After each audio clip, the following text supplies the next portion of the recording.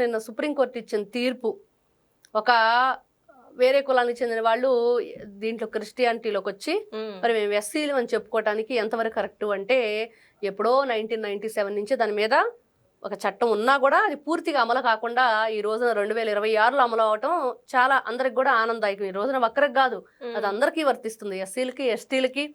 అంటే మాల సామాజిక వర్గం, మాదిక సామాజిక వర్గం, వీళ్ళందరికి కూడా. అంటే దాని వెనక ఏంటంటే కారణం, ఈ రోజున నేను ఒక ఎస్సీని అని చెప్పుకొని వాళ్ళన్నిటికీ కూడా రిజర్వేషన్లు అర్హత అని అంటున్నారు.